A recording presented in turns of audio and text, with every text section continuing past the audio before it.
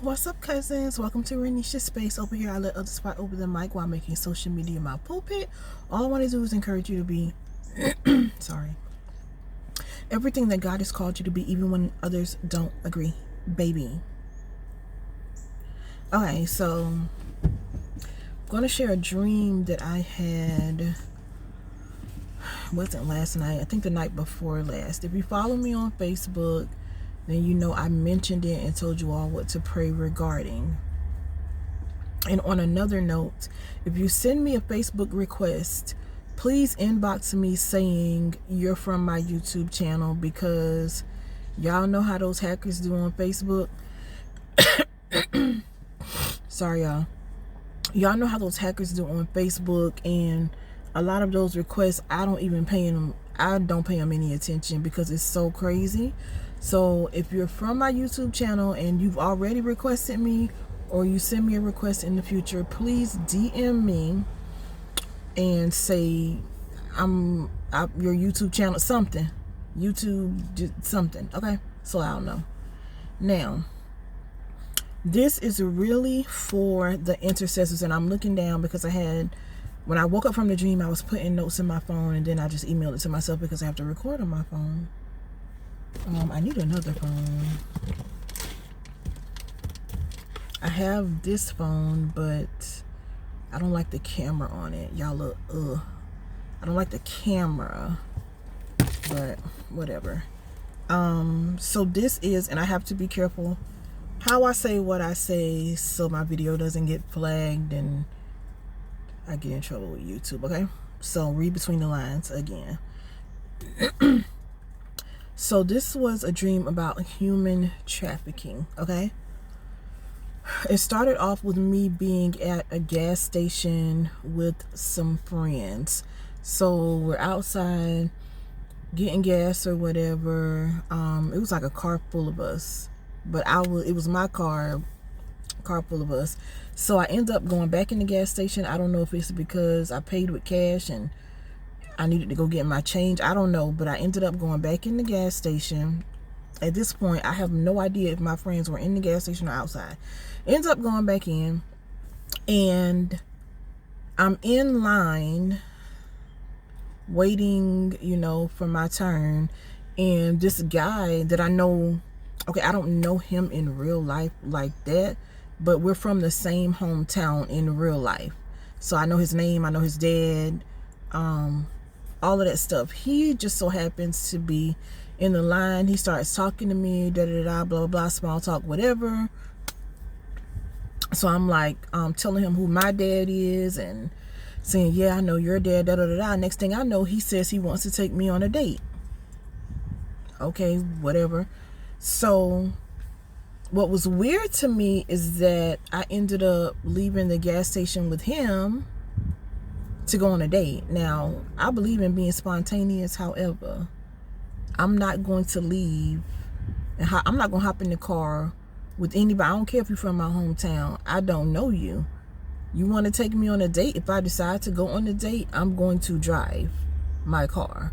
For some reason, I hop in the car with him. I don't know why my friends... Baby, I don't do bugs now. I don't even know why my friends allowed me to go with him, but whatever. I didn't see my friends anymore after I went in the store. So me and him are riding, having small talk, nothing crazy, nothing disrespectful that he was saying, just regular conversation. So I had my phone, and I don't know if my friends were texting me or what, but I kept saying something to him about my friends. So they must have been texting me, because he was like, tell your friends I'm taking you on a date. Then he was like, I'm going to work, and then we going on a date. So it didn't even click. Like, you going to work, and then we going on a date. Well, if you got to go to work, why am I with you?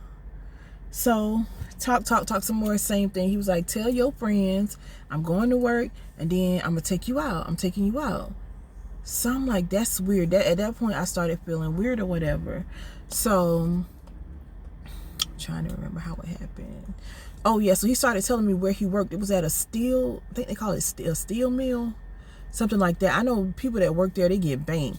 So he was telling me about where he worked, and I was like, yo, that's a bag. Like, again, don't care about that in real life. You can't impress me with money. If you all knew how much money my ex had that I thought I was gonna marry,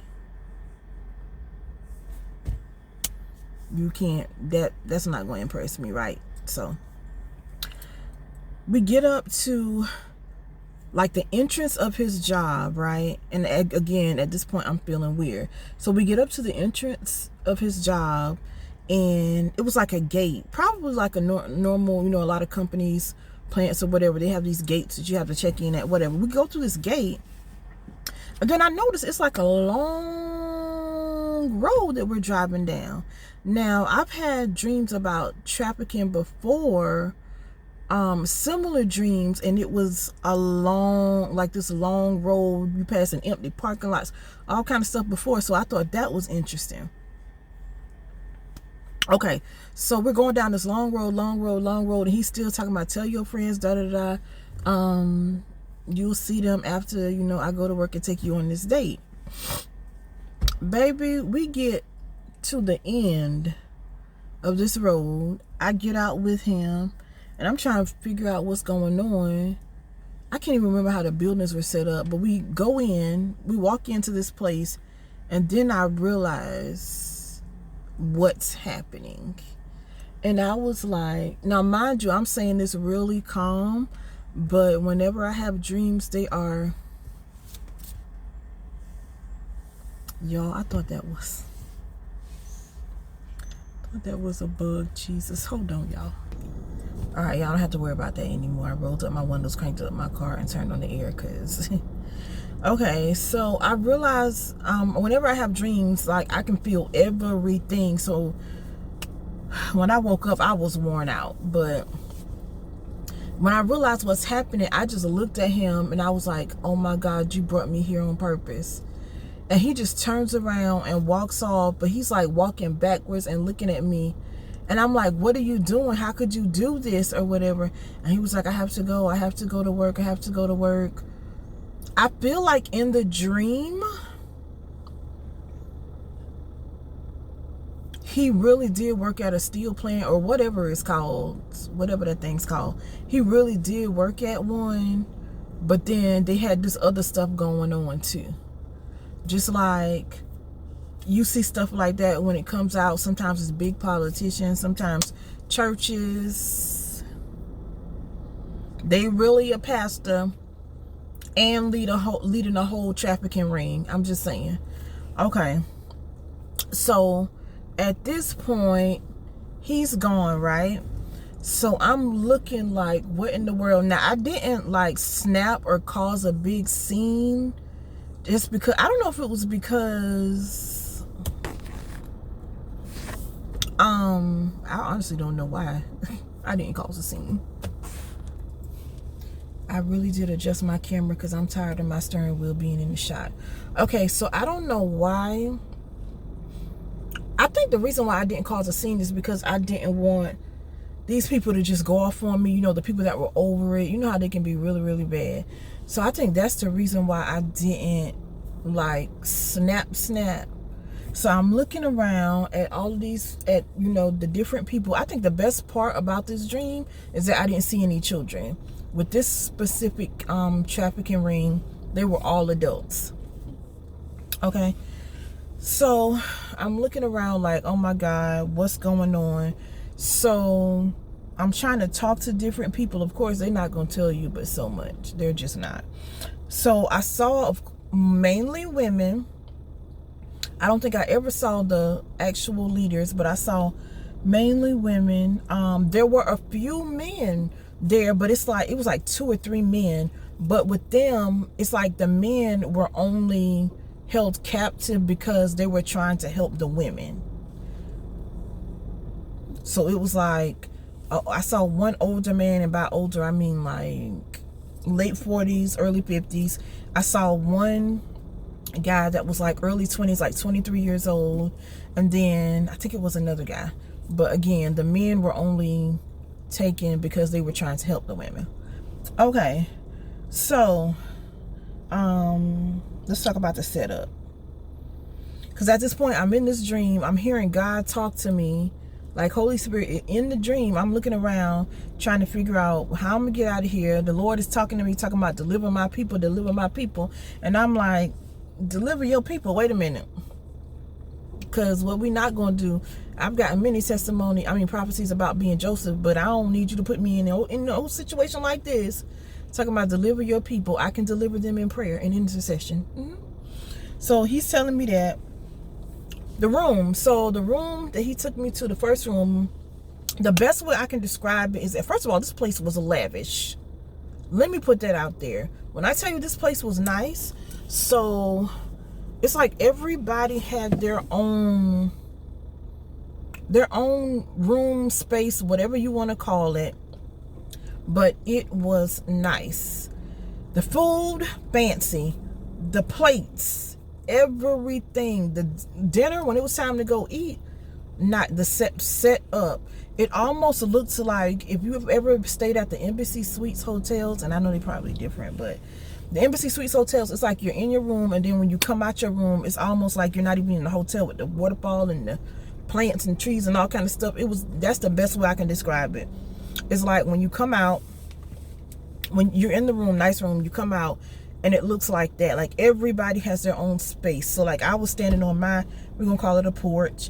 Then I saw like at an angle from me, it was a lady and the man that was trying to help her. I don't know if that was her husband or what, but they were standing in the door looking in their door, on their porch or whatever.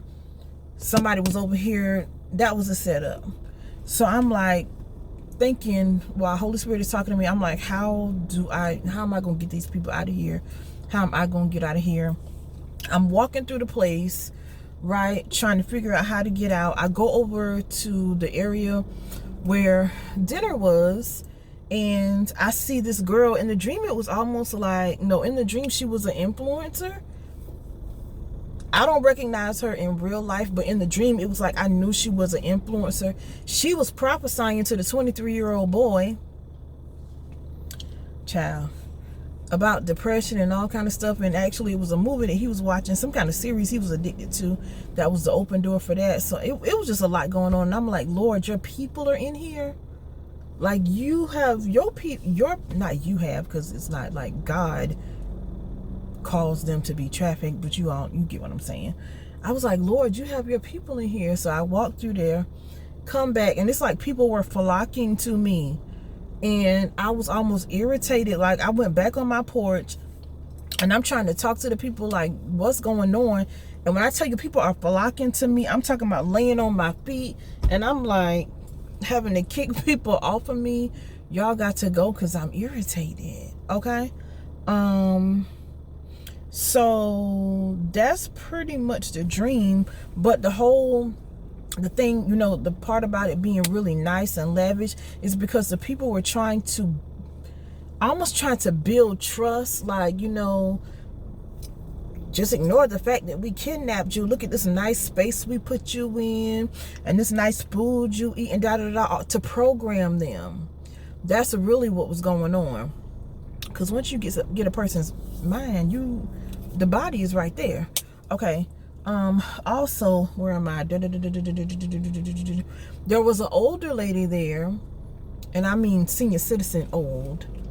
And it's like it happened to her too. So I went to her room, and I'm trying to talk to her, and it's almost like she was trying to tell me like, don't make a big deal out of it, but she was also side-eyeing me, like waiting to see what I'm going to do.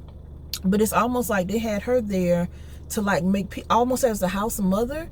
I don't think she was in with the people that did it, but they kept her there like as the house mother to make people feel comfortable and stuff.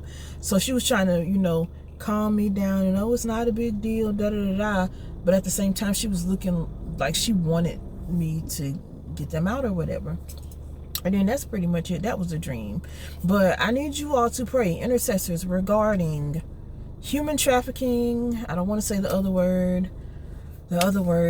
because I don't want to get in trouble with YouTube. But y'all know the vibes. Pray against that. Pray that God uncovers these rings. Y'all know we prayed this before